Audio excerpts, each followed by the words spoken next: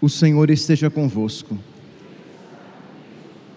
Proclamação do Evangelho de Jesus Cristo segundo Lucas. Naquele tempo, Jesus contou esta parábola para alguns que confiavam na sua própria justiça e desprezavam os outros. 2 homens subiram ao templo para rezar. Um era fariseu e o outro cobrador de impostos. O fariseu, de pé, rezava assim em seu íntimo: ó Deus, eu te agradeço, porque não sou como os outros homens, ladrões, desonestos, adúlteros, nem como este cobrador de impostos. Eu jejuo 2 vezes por semana e dou o dízimo de toda a minha renda. O cobrador de impostos, porém, ficou à distância e nem se atrevia a levantar os olhos para o céu, mas batia no peito dizendo: meu Deus, tem piedade de mim, que sou pecador. Eu vos digo, este último voltou para casa justificado, o outro não. Pois quem se eleva será humilhado, e quem se humilha será elevado. Palavra da salvação.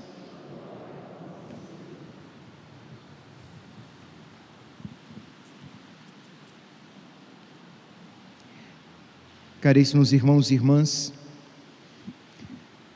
já há alguns dias nesta semana, e nós poderíamos dizer já desde o início da Quaresma, que nós temos enfatizado, repetido enfaticamente a necessidade de nós cumprirmos as obras quaresmais com o coração.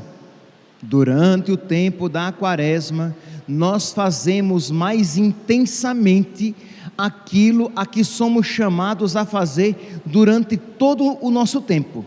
Isto é, sempre somos chamados à oração, à penitência e à caridade. Mas durante o tempo da Quaresma, somos chamados a viver isso mais intensamente. Mas nós temos percebido durante o tempo da Quaresma os textos nos alertando que o nosso coração deve corresponder às nossas obras exteriores. Isto é, que o nosso exterior deve estar em concordância com o nosso interior, ou melhor dizendo, que o nosso interior deve estar em concordância, em sintonia com o nosso exterior. Se estamos fazendo oração, penitência e caridade, o nosso coração, o nosso interior deve estar querendo de verdade se converter, amar a Deus, se aproximar de Deus. Senão, as nossas obras, os nossos sacrifícios quaresmais, não só não são aceitos por Deus, como são desagradáveis a Deus. E é isso o que a liturgia de hoje nos apresenta. Diz aqui nosso Senhor, no livro do profeta Oséias, no capítulo 6, eu quero amor e não sacrifícios, quero o conhecimento de Deus mais do que os holocaustos. Por quê? Porque o povo de Deus era expert em oferecer sacrifícios.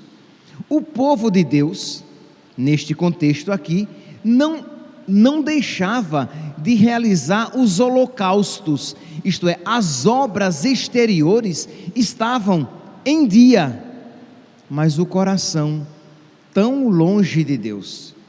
Eles faziam os sacrifícios, eles jejuavam, eles devolviam os dízimos, o dízimo até da hortelã. Nós iremos encontrar em uma passagem em que há esta afirmação, quer dizer, os menores dízimos, as menores obras exteriores, mas o coração continuava empedernido, amarrado, engastado, enfiado, enraizado no pecado, de modo que aquelas obras exteriores não eram agradáveis a Deus. No Salmo 50, né? Nós poderíamos dizer que é o salmo penitencial por excelência.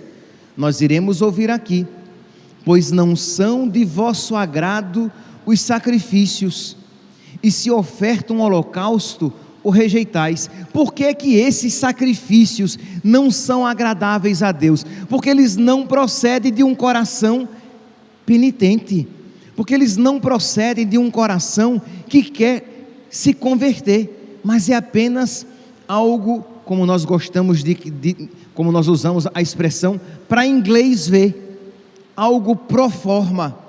Então, se é assim, não são de vosso agrado os sacrifícios, e se oferta um holocausto, o rejeitais. Meu sacrifício é minha alma penitente, não desprezeis um coração arrependido. Aí sim, agrada a Deus uma alma penitente e um coração arrependido. Então é nesse contexto que nós iremos refletir sobre o evangelho de hoje. Diz aqui: Jesus, que vê os corações, Ele vê os nossos corações, Ele está vendo os nossos corações agora, tanto de vocês que estão aqui, sentados nos bancos da igreja, como de vocês que estão acompanhando pelas redes sociais. Ele conhece os nossos corações. Então Jesus ali diante da sua assembleia, da sua plateia, Jesus que vê os corações, Ele resolve então contar uma parábola, mas uma parábola que vai tocar na ferida, vai ali no ponto fraco. Diz aqui: naquele tempo, Jesus contou esta parábola para alguns que confiavam na sua própria justiça e desprezavam os outros. Então aqui está o porquê, a pedra de toque, né, o ponto de a chave interpretativa de toda a parábola. A parábola foi contada para aqueles que confiam na sua justiça e desprezam os outros. Os interlocutores não sabiam. E Jesus começa e diz: 2 homens subiram ao templo para rezar. Um era fariseu e o outro um publicano. Isto é, um era religioso e o outro era um pecador público. Imagine, um era conhecido como um homem de religião e o outro era conhecido como um homem pecador. E diz que o fariseu, de pé, rezava assim no seu íntimo: ó Deus, eu te agradeço, porque eu não sou como os outros homens, ladrões, desonestos, adúlteros, nem como este cobrador de impostos. Eu jejuo 2 vezes por semana e dou o dízimo de toda a minha renda. Meus irmãos, eis aqui o perigo para todo penitente, o perigo para todo aquele que pratica a religião, a vaidade e o orgulho. E esses 2 pecados, eles matam a caridade em nós. Esses 2 pecados, ou qualquer um deles, hein? Não precisa, os 2 não precisam estar presentes. Então, a vaidade e o orgulho, ou a vaidade ou o orgulho, estando presente, matam a graça de Deus no nosso coração, de modo que aquilo que seria belo se torna odioso a Deus. Aquilo que seria motivo de engrandecimento, de uma semelhança com Deus, nos torna semelhantes a Lúcifer, porque ele tinha tantos dons, mas movido pela vaidade e pelo orgulho. E era isso o que movia este fariseu, porque a partir desses pecados que nós podemos observar, nós percebemos que ele não amava a Deus e não amava o próximo. ele louvava-se a si mesmo e desprezava a Deus, porque ele diz o quê? Ah, Senhor, eu não sou como este publicano, eu faço isso, isso e aquilo. Então ele louvava-se a si mesmo e desprezava aquele publicano.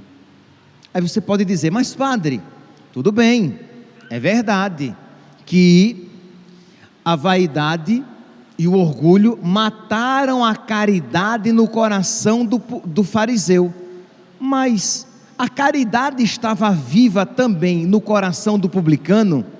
Não. A desordem moral do publicano também lhe matava a caridade, mas ele tinha a humildade. Ele podia recorrer à misericórdia de Deus, reconhecendo-se pecador. Ele tinha consciência dos seus pecados, ele se arrependeu dos seus pecados e ele suplicou a misericórdia de Deus, enquanto que o fariseu estava tão fechado no seu orgulho, tão ensimesmado nas suas pseudo-virtudes, nas suas falsas virtudes, que o impossibilitava a receber a graça de Deus. Por isso que a parábola vai terminar dizendo que o fariseu voltou para casa sem ser justificado, isto é, voltou nos seus pecados, e o publicano voltou para casa justificado, voltou purificado dos seus pecados. E aí, de uma maneira lapidar, termina a parábola de hoje. Por isso, versículo 14, eu vos digo que quem se eleva será humilhado, e quem se humilha será exaltado. Meus irmãos, Santa Teresa d'Ávila, ela vai dizer que a virtude é o alicerce de toda a vida espiritual. Nós podemos também dizer que a humildade é a virtude sem a qual nada é bom. Ah, eu tenho fé, sem humildade não vale de nada, porque o diabo também crê que Deus existe, mas nele não há humildade. Ah, padre, mas eu jejuo, eu estou fazendo a quaresma inteira, fazendo apenas uma refeição durante toda a quaresma. Ora, aquilo que em si é bom, mas por falta de humildade foi desgraçado. Padre, eu rezo, mas sem oração, sem humildade, esta oração é perdida. Padre, eu pratico caridade, mas sem humildade, aquilo que deveria ser caridade, torna-se apenas motivo de orgulho e envaidecimento. Então, repito, a humildade é a virtude sem a qual nada é bom, é o alicerce de toda a vida espiritual, e quanto maior for a vida espiritual, mais profundas devem ser as raízes da humildade. Então, suplicar a Deus a graça da humildade e aceitar quando Deus nos exercita nesta virtude, porque não adianta você pedir a Deus humildade e quando Deus começa a exercitar você na humildade com o seu marido inconveniente, e aí você se enraivece porque ele não reconhece o meu valor, ele não reconhece o quanto eu me dedico e o quanto eu procuro ser boa, ou vice-versa, com a sua esposa megera, insuportável. Megera é uma palavra forte, né? Uma megera insuportável, e você procura ser um bom marido, dedicado, e ela é o capeta vestido de mulher, e você procura se exercitar na humildade, aproveitando aquela ocasião para crescer no amor de Deus, na misericórdia, na paciência, que se você for humilde, você tem tudo para crescer nas outras virtudes, porque Deus concederá a você outras virtudes e até lhe concederá as graças suplicadas na oração. Porque como diz São Tiago, como diz Deus, por meio de São Tiago, capítulo 4, versículo 6, Deus resiste aos soberbos, mas dá a sua graça aos humildes. Então, se você for humilde, você mais facilmente terá suas orações atendidas. Então, você vai suplicar a Deus pela conversão da capeta da sua mulher, e Deus vai ouvir as suas preces. Mas se você é orgulhoso, eu acho interessante que quando eu falo que os maridos são ruins, não tem muita manifestação na assembleia.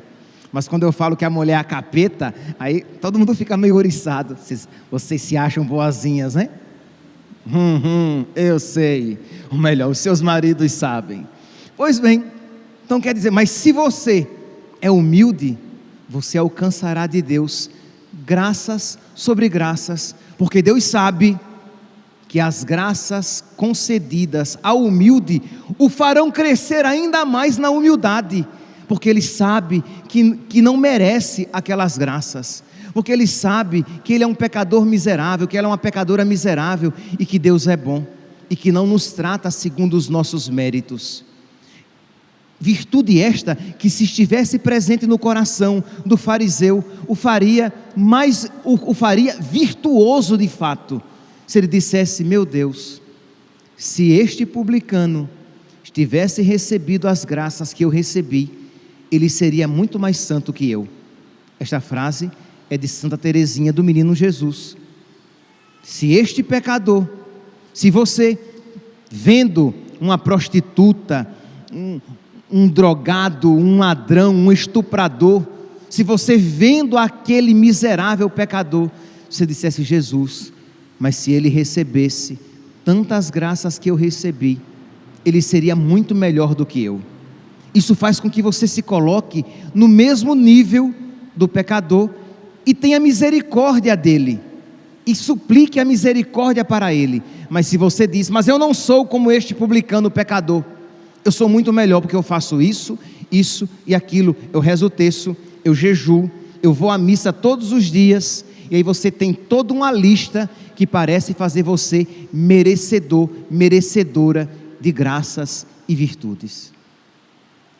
Santa Teresa d'Ávila, mais uma vez, ela vai dizer que a humildade é a raiz de é a rainha de todas as virtudes. Ela diz assim, palavras suas: ó Rei do céu, não há rainha que mais vos obrigue a render do que a humildade.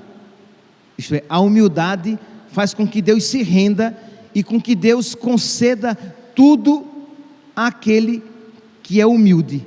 Então, repito: ó Rei do céu, não há rainha que mais vos obrigue a render do que a humildade. É por isso que nós chamamos a Virgem Maria de onipotência suplicante, que ela é todo poderosa quando suplica, porque ela é a Virgem humilíssima. Ele olhou para a humildade da sua serva. Isto é, dentre todas as virtudes existentes na Virgem Maria, quando Deus olhou para ela, mais se agradou da sua pequenez. Ele olhou para a minha pequenez, para a humildade da sua serva. E quando aquele coração é humilde, ele alcança tudo de Deus, ele alcança todas as graças de Deus, porque a humildade, ela move o coração de Deus.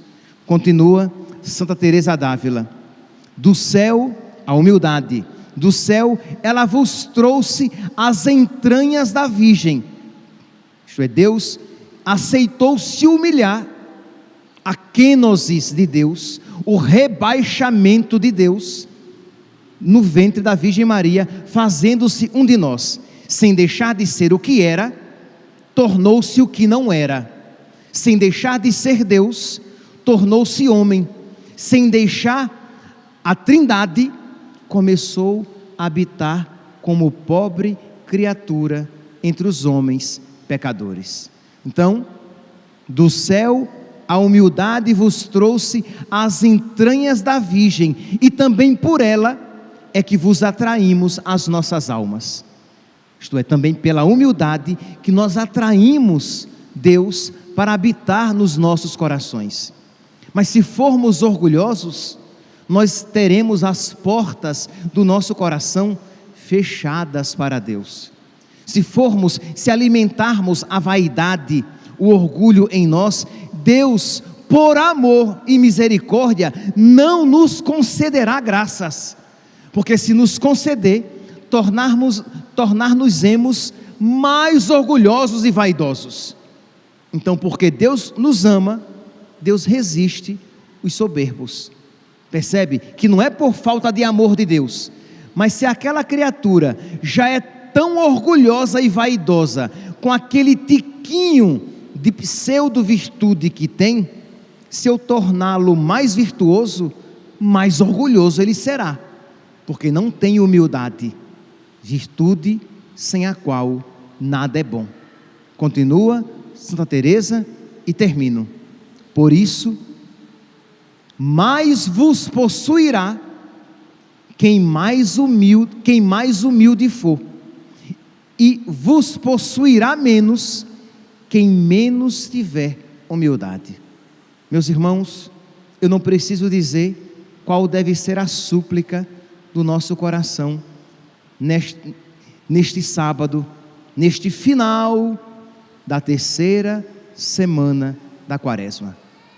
Humildade, para que a nossa oração, penitência e caridade sejam verdadeiramente virtuosas, para que Deus nos conceda as graças que trazemos no nosso coração, para que Deus nos faça virtuosos, para que Deus nos faça santos, porque se nós não tivermos humildade, repito, quase que a exaustão, quase que ao cansaço de fazer vocês ouvir, mas se nós não tivermos humildade, as nossas virtudes, que serão falsas virtudes, nos tornarão semelhantes a Lúcifer, cheio de qualidades, mas totalmente em trevas, por causa do seu coração tão fechado a Deus. Que nós então neste sábado, dia em que nós sempre recorremos à Virgem Maria, nossa mãe, que nós peçamos a ela, humilíssima, perfeitamente humilde, que nos ensine a ser humildes também, e nos dê paciência nos exercícios de humildade, quando eles forem postos na nossa vida. Louvado seja nosso Senhor Jesus Cristo, para sempre seja louvado.